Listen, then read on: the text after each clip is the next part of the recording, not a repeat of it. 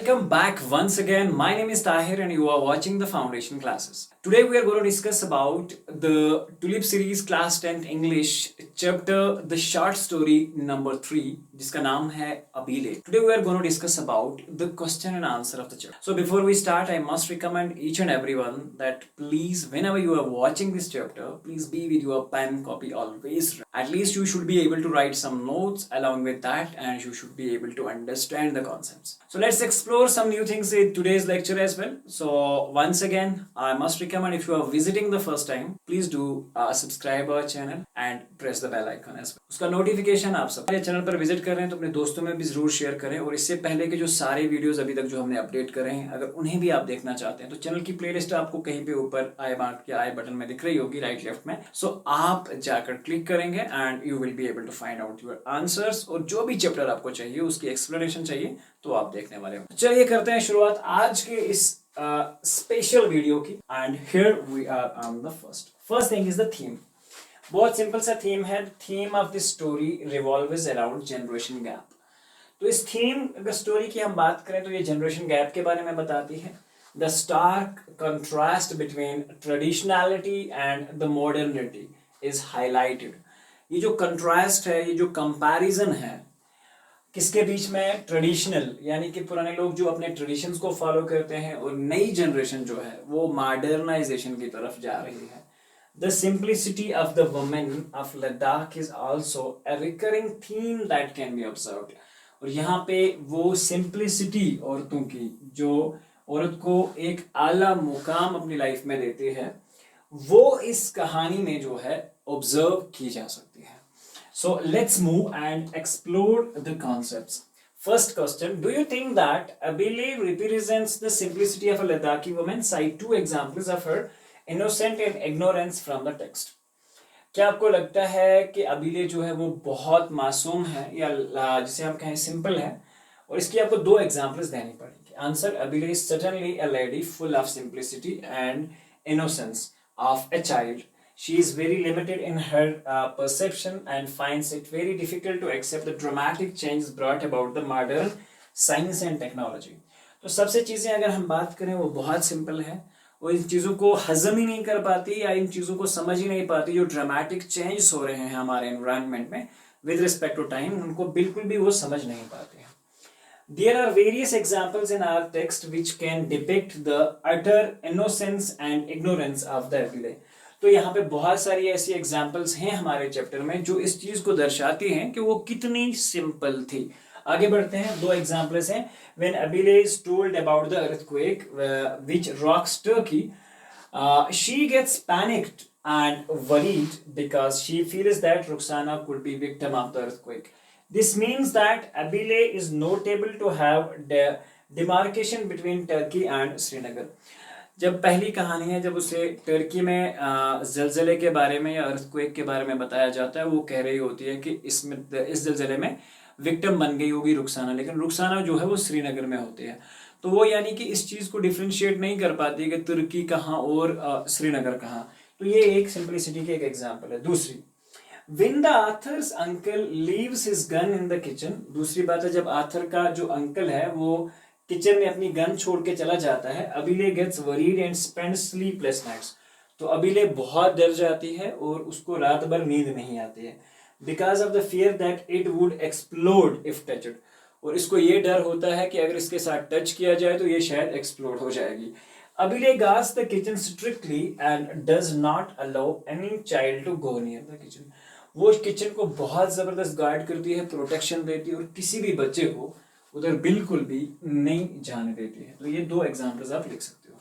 Question number 2, why did not Abile recognize Dolma and call her a ma'am Sahib. ठीक है, ma'am साहब. So answer, Dolma was wearing a modern dress because she lived in Delhi. तो हम जब दिल्ली में जाते हैं तो चारों तो चलना ही है फिर ना. Dolma was wearing a modern dress. जब वो एक मॉडर्न ड्रेस पहन रखी थी तो उसकी वजह से अबीले उसको लगा कि ये कोई बाहर की मैम साहब है क्योंकि ये ड्रेस जो थे वो अंग्रेज पहनते थे और इन अंग्रेजों को मैम साहब बुलाया जाता था. बात मेरी याद रखना.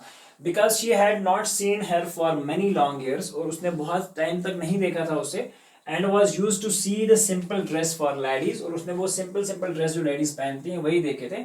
She herself used simple dresses and thus Dolma's attire appeared foreign to her. और इस तरह से जो डोल्मा का वो अटायर लगा, पहनावा लगा, वो इसे बिल्कुल फॉरेन लगा. How will you estimate Abile's response to the modern technology? आपको क्या लगता है कि मॉडर्न टेक्नोलॉजी में Abile's का रिस्पॉन्स जो था वो कैसा था? Abile is a mere illiterate to modern technology. अगर मॉडर्न टेक्नोलॉजी की बात करें तो उसकी समझ में तो कुछ नहीं आता था. ये technical and sophisticated things appeared a fantasy to her. ठीक है, उसके लिए टेक्निकल की अब जब बात करें और ये सोफिस्टिकेटेड जो नई नई चीजें मार्केट में लॉन्च हो रही थी, तो उसके लिए ये फैंटेसी लगते थे, क्योंकि उसने ये सारी चीजें ना कभी यूज करी थी ना देखी थी. She is a loving and caring she is loving and carrying grand mother. वो एक लविंग और कैरिंग ग्रैंड मदर है. But her too much ignorance makes her a laughing stock. लेकिन उसकी इग्नोरेंस उसे एक लाफिंग मटेरियल बना देती है फैमिली के लिए. Even the members of her own family cannot stop themselves from laughing at her. और उसके अपनी फैमिली मेंबर्स भी जो होते हैं वो उसकी तरफ हमेशा हंसते ही रहते हैं, वो भी चुप नहीं कर पाते. She feels certain that none of the passengers would be alive. She has no concept of distances. Moreover, when she and another Abhi go to see the film, they watch the film less and complain more about the nausea and the headache. और जब भी वो modern technology के साथ explore करने जाते या film देखने जाते तो उसे सर दर्द हो जाता, वोमिटिंग होने लगती. ये sir moving pictures appear to be dream for them. उनके लिए ख्वाब जैसा था ये मूविंग पिक्चर्स जब वो सिनेमा में देखती थी. And they do not understand the theme of the movie until told. और वो बिल्कुल इस थीम को नहीं समझ पाई जब तक ना उससे वो एल्डर सिस्टर जो थी उसने वो थीम जो था समझाया. What are the major themes of this particular story? Particularly अगर हम बात करें तो मेजर थीम्स जो है स्टोरी के वो क्या हो सकते हैं? कि सिंप्लिसिटी ऑफ एल्डर पीपल. दूसरा हो सकता है हमारे पास pessimistic outlook, excessive affection of elder people towards their family members and siblings. एक अजीब तरह का प्यार अपने बच्चों से और अपने फैमिली मेंबर से. Innocent and uneducated elder people remain confined to their houses and as such they are impacted negative by changing environment. So ये दूसरी चीज़ जो है कि हमारे जो civilized लोग, जिनको मैं बहुत ज़्यादा civilized समझता हूँ, और वो ये मॉडर्न टेक्नोलॉजी को एक्सेप्ट नहीं कर पाते हैं. ठीक है, क्योंकि उन्होंने रियल लाइफ को देखा है, तो हम इस पे डिपेंड हैं. आई बात समझ? सो ये सारी चीज़ों में जब वो पढ़ते हैं तो इस मॉडर्न चेंज को बिल्कुल भी एक्सेप्ट नहीं कर पाते. Criticism of simplicity of elders by young generation. तो दूसरा एक बन सकता है कि क्रिटिसिज्म जो हमें बिल्कुल भी नहीं करना चाहिए, ठीक है, बाय यंगर जनरेशन जो जिसे हम कहते हैं ये जो क्रिटिसिज्म देती है पुराने लोगों को. डाउट्स और ऑब्वियसली सुपरस्टिशियस होना, बिल्ली ने रास्ता काट लिया तो आगे मत जाओ, इसे कहते हैं सुपरस्टिशियस, सस्पिशियस रहना ऑफ एल्डर फोक. तो ये सारी कहानियां उनके साथ जुड़ी हुई है. Abile was worried about Ruxana, but why did she not opt to stay at Srinagar with her? Abile was worried about Ruxana, but she did not opt to stay at Srinagar. The reason was with her because she was at homesick. वो भी एक homesick थी जो अपने घर से बाहर नहीं रह पाती थी. She was comfortable only at home. तो अपने घर में comfortable थी. She also wanted all her family members to stay nearby her or with her. And if any of the family members was away, अगर कोई भी फैमिली मेंबर बाहर होता, she would be filled with worry. वो हमेशा से परेशान रहती उसके लिए, and to apprehension as well, और फिक्रमंद रहती. Thus staying with Ruxana meant to be away from the sweet home and family members. तो इसका मतलब है रुखसाना के साथ रहना उसके लिए घर से बाहर रहना था. Work out the following. अबिले जो है ग्रैंड मदर है, और अगर हम कागा की बात करें, he is the elder brother. एक्यू जिसे है आंट कहेंगे, अब्बा इज द फादर एंड आगू इज द अंकल. बहुत सिंपल है and I hope it's clear, so you can take a screenshot as well.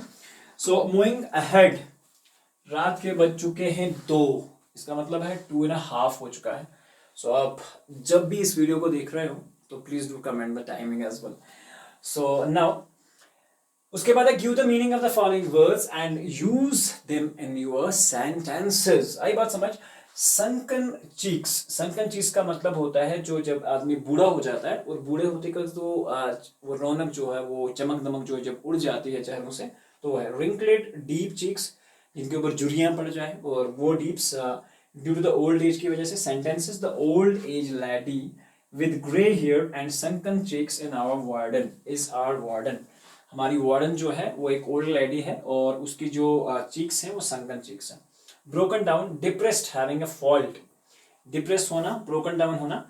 A huge bus had broken down on the way to Corgil। So ये बस जो है broken down है on the way to Corgil। उसके बाद pursed her mouth, closed the mouth। Hearing the straightforward reply, the corrupt minister was dumbfounded and pursed with his mouth। और जब ये बहुत सिंपल है, यानी कि क्लोज करना, माउथ, मुंह बंद कर देना। जब एक करेक्ट ऑफिसर को उसकी रिश्वत के बारे में बोला गया तो उसका चेहरा जो है, मुंह जो है वो बंद हो गया। स्पीविंग venom means expressing anger or bitterness। तो इसमें क्या आएगा, last year most of the Kashmiri youngsters were spewing venom against the government due to the unemployment, या आप इसे साथ में और भी कुछ ऐड कर सकते हो। तो गवर्नमेंट इसका फिलहाल गवर्नमेंट जो है इसका एग्जैक्ट आएगा। Hale and heart, to be in a good health, यानी कि एक गुड हेल्थ में होना। The lady is in a ripe age, still she is hale and hearty. ठीक है, तो इसका मतलब ये हुआ कि बहुत, हालांकि वो राइप एज में है लेकिन फिर भी वो बहुत अच्छी दिख रही है। Writing work, right a short note on generation gap. तो ये ऑलरेडी मैंने लिख रखा है, आप इजीली से चेक कर सकते हैं। सो ये वही है जो अभी तक हमने कहानी जनरेशन गैप का क्या चेंजेस आते हैं हमारी लाइफ के अंदर, वही है। Please take this screenshot as well quick. और ये वाला जो है यहाँ तक आप इजीली जो है लिख सकते हो, और इसे अगर आ जाता है एज ऐसे भी तो आप इसे लिख सकते हैं, क्योंकि इस पे बहुत सारी बात की हमने लेसन में, तो I am not going to discuss this here. All grandmothers, despite their varied backgrounds, are similar, particularly in the reaction and all that. So let's understand about this. अब इसमें से कुछ words लिए गए हैं and I'm going to write the answers for these all. अगर हम बात करें similar, similar is meaning different, ठीक है, different। modern, ठीक है, modern अगर हम बात करें तो modern का आएगा ancient, ठीक है। उसके बाद अराइव, अराइव का मतलब होता है डिपार्चर, लीविंग, ठीक है। डिपार्ट भी आप कह सकते हैं, अराइव और डिपार्ट। फर्स्ट का आएगा बाई सब, लास्ट। आगे बढ़ते हैं। Okay, next is all grandmothers are similar, ठीक है। हर कोई ग्रैंड मदर ऐसी ही होती है, कोई चेंज नहीं होता। She refers to an dash dash with honor, an aeroplane। एक एरोप्लेन को वो एक्चुअली ऑनर देती है, इज्जत देती है ना, एरोप्लेन साहब। The plane साहब must be facing a lot of difficulties। So आप इसे समझ सकते हैं, बहुत सिंपल है, difficulties, ठीक है। Next is she went to greet the plane। So आप इसे plane लिखूंगा मैं यहाँ पे। So plane किसके साथ, with bundles of grass। Next one. After a few moments she said, I will go down, Hajra, my heart is thumping loudly, I hear the echo of her footsteps, now calamity has befallen us, I thought in Spain and all this। तो यहाँ तक ये जो पूरा sentence है आप अपनी book से भी पढ़ सकते हैं। This is a paragraph simple. Down का अगर एंटोनियम अपोजिट मीनिंग देखेंगे, that's up. Weak means strong. उसके बाद अगर हम आगे की बात करते हैं तो पार्ट एंड सेंड, ठीक है। तो हमारे पास है part and send. What is part, देखो पार्ट का it's a fraction, part by whole है। पार्ट का आप एंटोनियम होल भी लिख सकते हो या फुल भी लिख सकते हो, दोनों चलेंगे। सेंड, सेंड का क्या आएगा, सेंड का आएगा रिसीव, एंटोनियम इज रिसीव, ठीक है। So now weak, part and then send। Let's move ahead and the last one part। Abilay's heart was thumping loudly, यानी कि धड़क रहा था, thumping। Okay, next is I hear the dash dash out, I hear the sound, और I hear the voice हम कह सकते हैं, I hear the sound here। तो यहाँ पे ये जो एग्जैक्ट वर्ड आया है, and that was like echo. Okay sorry. So word जो था वो था echo, exact word. This was ECHO, echo. Abby's weak footsteps could be heard easily, है ना. उसके वीक फुटस्टेप्स जो है वो हम इजीली सुन पा रहे थे या सुन सकते थे. No one paid heed, HEED, heed. No one paid heed to Abile's words. So this brings us to the end, and I hope कि आपको ये कॉन्सेप्ट जो है अच्छे से समझ आया होगा, चैप्टर भी अच्छे से. एक मैंने जो इसमें जनरेशन गैप का जो है वो टॉपिक नहीं पढ़ाया, क्योंकि वो पूरा जो लेसन है वो उसके बारे में है, और आप सिर्फ उसका स्क्रीनशॉट ले सकते हैं, अपनी कॉपी में लिख सकते हैं, और इजीली जो है वो समझना है. वर्डिंग मैंने बहुत आसान रखी है, सो आप उसे इजीली लिख पा सकते हैं. तो मिलते हैं इंशाल्लाह एक नई वीडियो में, एक नई स्टोरी के साथ, एक नई एनर्जी के साथ. अभी तो हो गया बहुत जाने का टाइम, तो मिलते हैं एक नए वीडियो में. जब तक के लिए take care each and everyone, and God bless you. Thank you.